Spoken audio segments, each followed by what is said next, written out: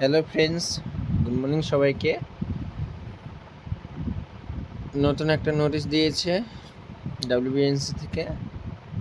Notice for online application for GNM final year registration batch November 2023। তো এটা তোমাদেরকে কিছু করতে হবে না, সিস্টার টিউটরদেরকেই ফর্মটা ফিল আপ করতে হবে।